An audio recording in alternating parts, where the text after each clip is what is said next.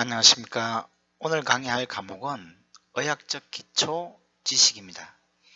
이 과목은 각 파트별로 한 문제씩이 출제되는데 특히 피부계는 욕창을 중심으로 두세 문제가 출제되고 노인성 질환의 특성, 신경계, 파킨슨, 영양, 금연과 음주는 거의 나오지 않거나 한 문제 정도에서 약 10문제 정도가 이 의학적 기초지식에서 나온다고 보시면 됩니다.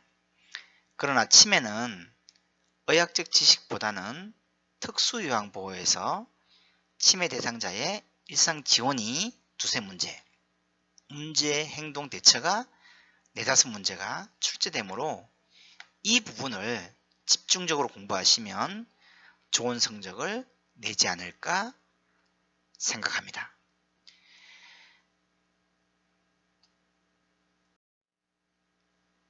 자, 그럼 마음을 좀 정리하시고 차분하게 강의를 듣고 생각을 정리하시기 바랍니다. 첫 번째 강의 주제는 노인질환의 특성입니다. 여러분들 책 126페이지 있고요. 이 파트를 공부할 때 우리 주변에 노인분들이 계시다면 그분들을 생각해 보시고 그분들의 질환에 대해서 보고 느끼고 경험한 토대로 이 부분을 공부하시면 보다 쉽게 정리가 되실 것 같습니다. 자, 노인의 질병의 특성을 본다면 단독 발생이 드물고 다른 질병과 동반한다라고 보시면 되겠습니다. 그래서 고혈압과 당뇨 이것이 하나의 예가 될 수 있겠고 원인이 명확하지가 않습니다. 또는 만성질환입니다. 그래서 만성이다가 보니까 경과 자체가 길고 재발이 빈번하고 여러가지 합병증을 유발하게 되고 초기 진단이 곤란하거나 정상적인 노화 과정인지 질환인지 구별 자체가 어렵게 됩니다. 이러한 노인 질환의 특성은 신체적, 심리적, 사회적, 경제적, 영적인 측면까지도 모두 연관이 된다. 이렇게 보시면 되고 신장 배설 능력의 감소에 따라서 약물에 민감하게 반응한다. 이렇게 보시면 되겠습니다. 질환 자체가 가벼워도 의식장애를 초래할 수 있기 때문에 가벼운 질환이라도 그냥 넘어가시면 안 되겠습니다.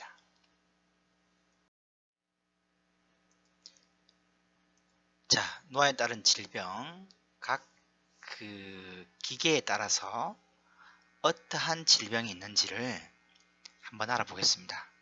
먼저 소화기계입니다. 소화기계는 위염이라든지 위궤양이라든지 위에서 생기는 거죠. 그래서 위암이라든지 대장암이라든지 설사, 변비 이런 것이 소화기계에 따른 질병이 다라고 보시면 되고요. 호흡기계는 독감이라든지 만성 기관지염, 폐렴, 천식, 폐결핵이 있습니다.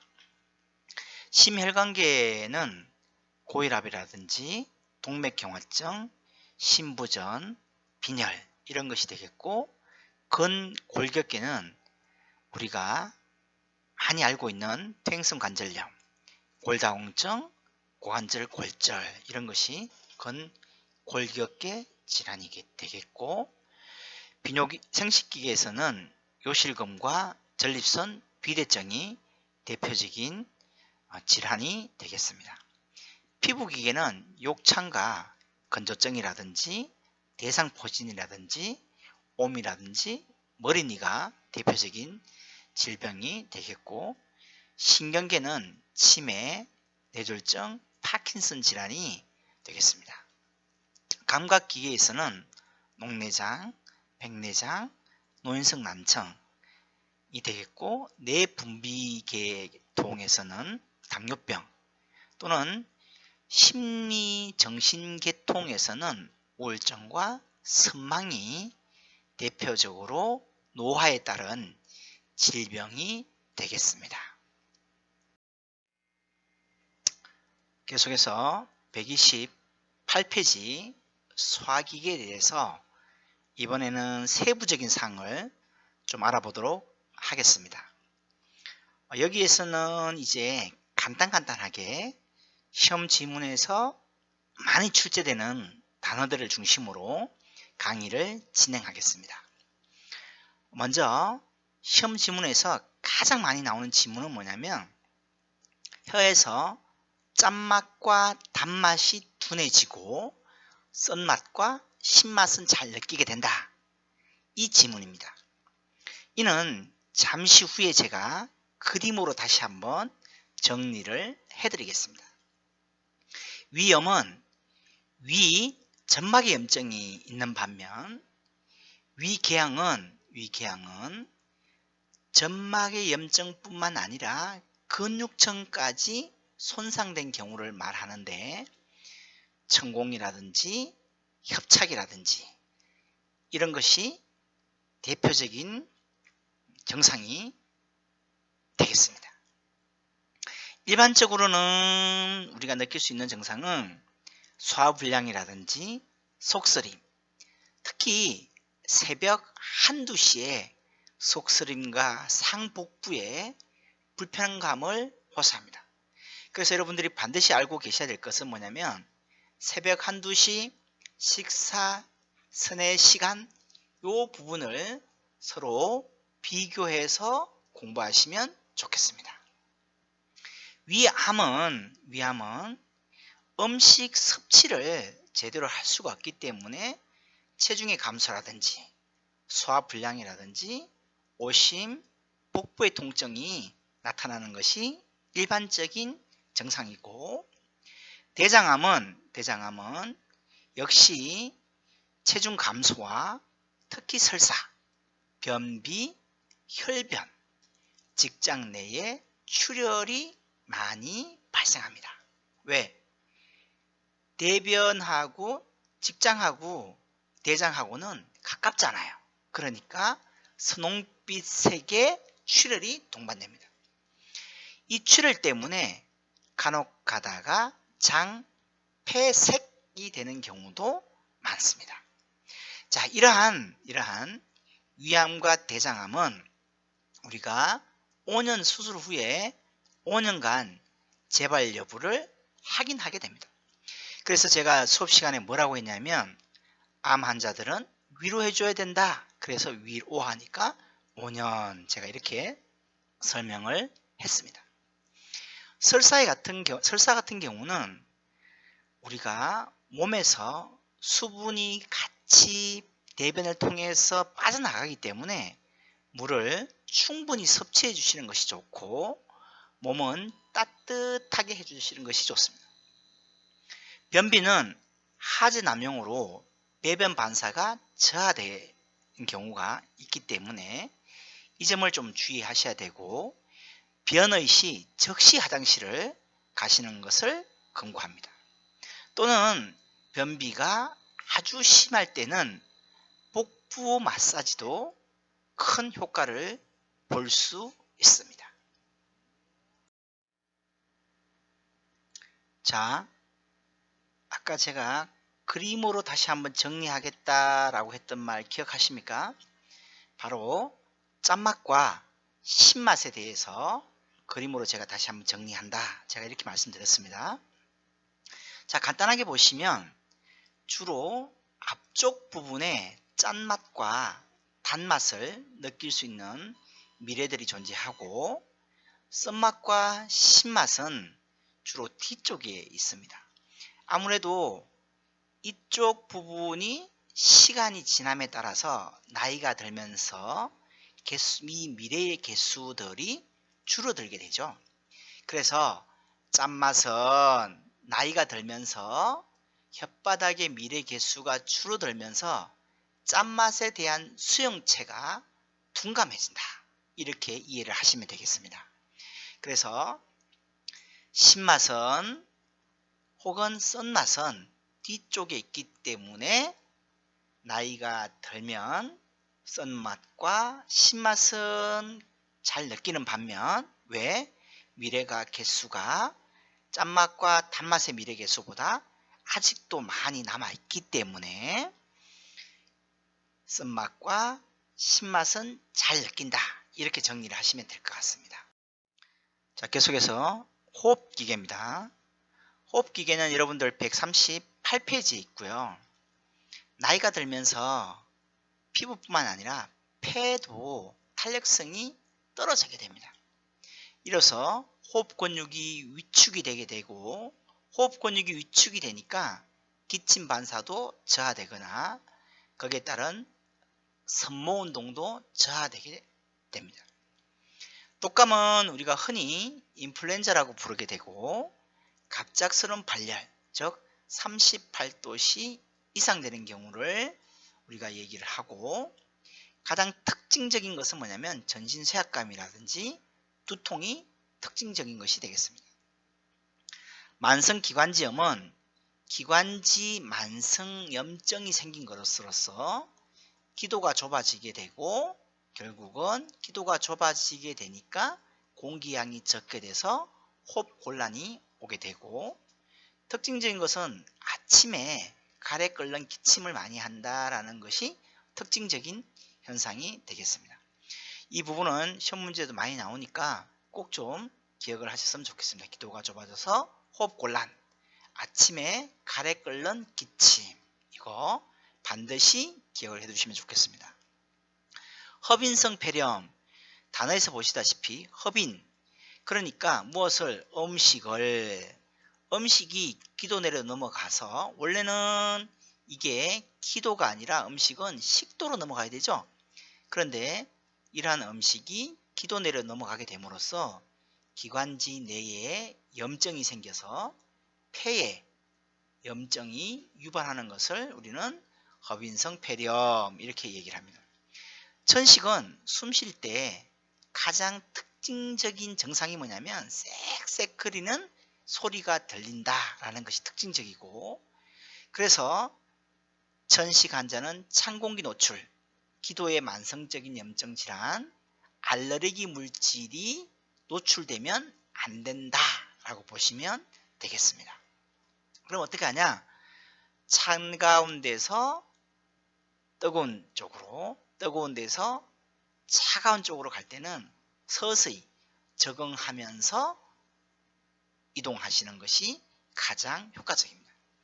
폐결핵은 가장 중요한 것이 뭐냐면 영양실조, 당뇨라든지 만성질환의 악화로 결국은 뭐냐면 면역력 저하, 이게 핵심.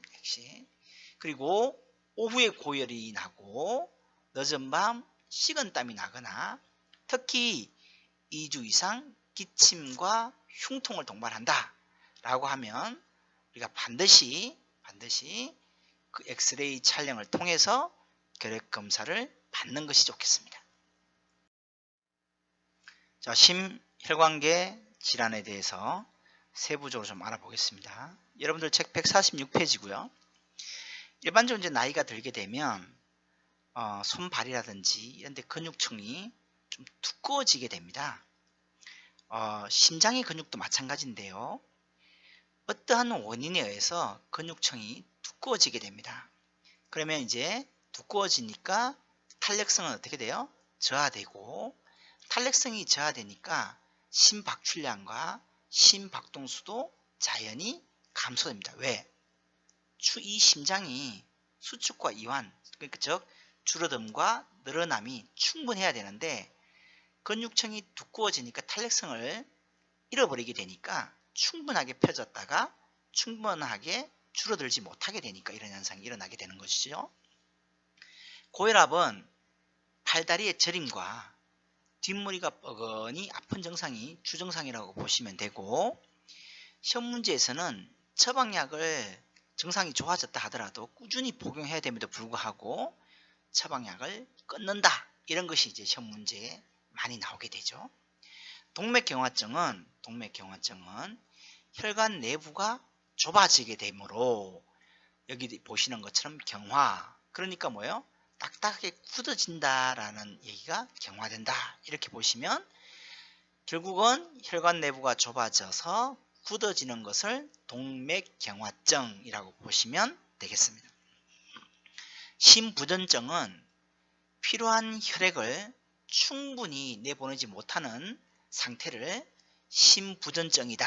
이렇게 정의를 하고, 충분하게 혈액을 내보내지 못하니까 일상생활 활동에서도 호흡곤란과 피로가 주증상으로 나타나게 되고, 그래서 다리의 부종이라든지 부정맥이 나타나게 됩니다. 즉 이러한 것들은 심장의 수축력 저하 때문에 나타난다. 이렇게 보시면 되죠. 빈혈은 철분을 우리가 흡수하기 좋게 하기 위해서 비타민 C를 함께 복용하는 것을 권장합니다. 자, 이번에는 이제 근골격계 질환에 대해서 한번 알아보겠습니다. 여러분들 책 153페이지에 있고요. 나이가 들게 되면 여러 가지 질병에 의해서 근육의 긴장도, 근육의 양도 떨어지게 됩니다. 그래서 여러분들 교재에 보시는 것처럼 저하된다. 이렇게 보시면 되고요. 그 다음에 이 뼈 자체도 골다공증 같은 것이 대표적인데, 골다공증 같은 것이 있게 되면 작은 충격에도 쉽게 골절이 되죠. 또한 어깨는 좁아지게 되고 눌러버리니까 골반은 커지게 됩니다. 퇴행성 관절염은 제가 강의 시간 때 뭐라고 얘기했냐면 후퇴하라 그러니까 뒤로 물러나게 된다. 뭐가? 뼈가, 관절이. 그래서 연골이 따라서 없어지는 상태를 말하고, 아침에 뼈마디가 뻣뻣하게 된 경우를 일반적으로 말하게 됩니다. 이러한 퇴행성 관절염은 수영이라든지 체조, 평평한 흙길 걷기가 충격을 완화해 주기 때문에 좋은 운동으로 알려져 있습니다. 아까 말씀드린 골다공증은 뼈 자체에 구멍이 숭숭숭숭 나 있기 때문에 체중 부하, 즉 내 체중으로 눌러서 하는 운동, 아까 얘기했던 것처럼 걷기 같은 것이 대표적인 운동이 되겠습니다. 자, 이러한 운동을 통해서 골밀도가 높아질 수 있는데요. 만약에 높아지지 않는다고 하면 칼슘을 복용한다든지, 칼슘의 흡수를 돕기 위해서 비타민 D를 함께 복용한다든지, 햇볕을 쬐다든지 이런 것이 골다공증에 큰 도움이 되겠습니다. 시험 문제에서는 체중 부하, 비타민 D, 햇볕 이것을 꼭 좀 기억을 하시고, 퇴행성 관절염은 아까 말씀드린 것처럼 수영, 평평한 흙길 요거 중요합니다. 자, 고관절 골절은 아까도 말씀드린 것처럼 대표적으로 이제 낙상에 의해서 많이 일어나는데, 일반적으로는 이제 골다공증이 없는 환자의 경우에는 사실 낙상을 해도 골절이 될 확률이 좀 줄어드는 반면에, 골다공증이 있는 환자들 같은 경우는 거의 다 이 고관절 골절이 일어나게 됩니다. 그래서 보시면 이제 낙상을 조심해야 되고, 또는 골다공증이 큰 원인의 하나다라고 보시면 되고, 서해부, 대퇴부에 통증이 있습니다. 이 사타구니 쪽에 이게 골절이 되게 되면 아주 큰 통증이 있게 되거든요. 고관절 골절이 되게 되면 딱 하는 소리가 아주 크게 납니다. 크게. 그래서 부러졌구나 이렇게 쉽게 우리가 알 수 있어요. 자, 근골격계 질환, 여러분들 책에 189페이지에 있는데요. 보시면 이제 무릎에 이제 퇴행성 관절염이 이렇게 일어나고 있는 상태를 보실 수가 있게 됩니다. 일반적으로는 이제 일자로 이렇게 돼야 되는데, 이 환자분 같은 경우는 이렇게 꺾여 있죠. 그래서 이것을 뼈 관절이 무너지게 됐다. 이렇게 해서 퇴행성 관절염이다. 이렇게 보시면 되고, 퇴행성 관절염의 가장 큰 원인 중에 하나는 뭐냐면 골다공증이 가장 큰 원인 중에 하나일 수도 있다 라고 보시면 됩니다. 그래서 보시면 골다공증은 이러한 구멍들이 보시면 아주 여기저기 크게 이렇게 되어 있죠. 이것이 바로 골다공, 그러니까 콩이 많다. 이렇게 해서 골다공증 이렇게 정의를 하게 됩니다. 자, 계속해서 퇴행성 관절염과 골다공증 운동법을 제가 좀 정리를 해봤는데요. 일반적으로 이제 퇴행성 관절염의 운동법과 골다공증 운동법은 조금씩 차이가 있습니다. 퇴행성 관절염은 관절에 부담을 주지 않는 운동이 일단 좋고요.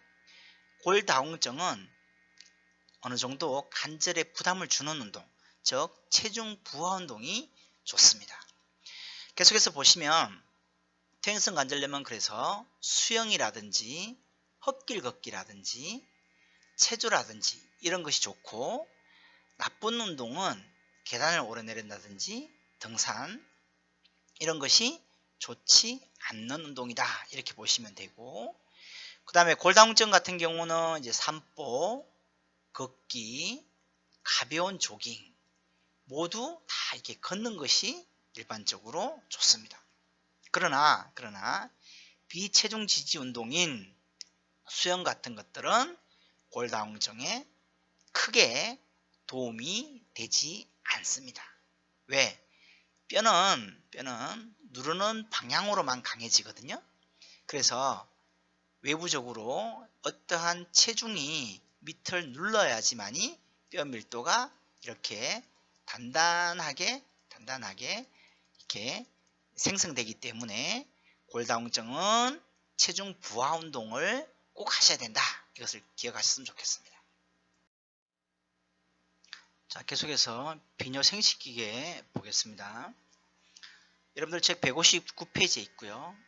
나이가 들어도 성적 욕구가 감소되는 것은 아니다 라고 그러니까 여러분들이 꼭 좀 알고 계셔야 되고, 요실금은 골반 운동과 계획된 배변 훈련을 통해서 우리가 좋아질 수 있고, 이 요실금에는 이제 세 가지 복압성과 절박성과 역류성이 있는데, 복압성은 압력, 그러니까 기침 등으로 복부 내의 압력이 증가되는 것이죠. 그래서 이 압력 때문에 소변이 배출이 되는 것을 복압성. 절박성은 단어에서 보시는 것처럼 느끼는 것처럼 소변을 보고 싶다고 느끼자마자 바로, 그래서 절박한 거죠. 절박한 심정이죠. 그래서 이것을 절박성 이렇게 보고, 역류성은 소변이 배출이 원활하지 않아 소변이 가득 찬 방광에서 소변이 조금씩 넘쳐서 계속적으로 흘러나오는 것을 역류성이다 이렇게 얘기를 합니다. 이 역류성은 감염 문제를 동반할 수가 있기 때문에 특히 주의를 해야 됩니다. 전립선 비대증은 잔뇨감, 이 소변을 놔도 시원하지를 못해요. 그래서 금방 나오지 않아서 힘을 줘야 됩니다. 아주 소변 줄기가 그래서 힘을 줄 때는 나왔다가 힘을 주지 않으면 다시 끊어집니다. 그래서 남성 호르몬 감소와 여성 호르몬의 증가로 이러한 비대증이 생기는 것이 많고, 그래서 이 전립선 비대증 환자는 빈뇨, 야뇨, 긴박뇨가 우리가 이러한 증상이 있게 되고, 이 전립선 같은 경우는 여성에게는 없고 남성에게만 있는 것이다 라는 이런 지문들이 시험 문제에 많이 나왔으니까 이 부분도 여러분들을 체크해 놓으시면 좋겠습니다. 자, 피부계입니다. 피부계는 여러분들 책 163페이지에 있고요. 시험 문제에서는 이제 피부 건조증, 대상포진 이 순서로 시험 문제 많이 나오고, 특히 피부 건조증은 목욕 후에 문지르지 말고 두드린다. 요 표현을 우리가 꼭 좀 기억하고 있어야 되겠습니다. 당연히 피부 보습제를 발라줘야 되고요. 대상포진 같은 경우는 이제 수두를 일으키는 바이러스에 의해 피부와 신경에 염증이 생기는 질환인데, 주로 이제 갈비뼈와 갈비뼈 사이에, 즉 늑간이라고 하거든요. 그래서 늑간신경에 이 대상포진이 많이 발생됩니다. 그래서 이제 수포라든지 이러한 수포 때문에 가려움증이 유발되고 자결감 이런 것이 대상의 큰 증상이 되겠습니다.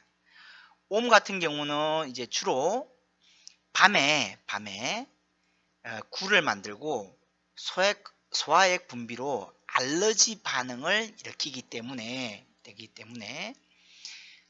대상자 동거가족 요양보호사를 포함한 모두 치료를 해야 된다. 이것이 이 모두가 핵심적인 단어고, 머리닐은 흡혈로 인해서 출혈과 가려움증, 그 다음에 피부에 상처를 생겨서 피부염이라든지 두피염 등의 증상을 나타내게 됩니다.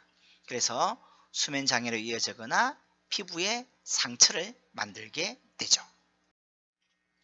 자, 여러분들 책 164페이지 욕창입니다. 욕창은 이제 시험 문제의 단골 문제입니다. 단골 문제. 그래서 여러분들이 반드시 기억을 하셔야 되고, 욕창이 이제 발생하는 경우에는 피부를 주무르는 것은 삼가하셔야 됩니다. 특히 강한 압력으로 주무르는 것은 절대 안 됩니다. 그래서 주위를 나선형을 그리듯이 가볍게 마사지를 하시는 것이 좋습니다. 그 다음에 침대에서는 이제 최소 2시간에 한 번 정도는 몸을 돌려서 움직여 줘야지만이 욕창이 좀 감소가 되고요. 그래서 제가 이제 제 수업을 들으신 분들은 아시겠지만 2시간이 지남에도 불구하고 자세를 움직이지 못한다면 우리가 환자가 욕이 나오잖아요. 그러니까 욕이 나오니까 2시간 제가 이렇게 외워라, 이렇게 제가 말씀을 드렸습니다. 특히 이제 침대의 시트의 주름 같은 경우는 있게 되면 이 주름 때문에 피부가 썰려서 욕창이 발생될 수가 있고요.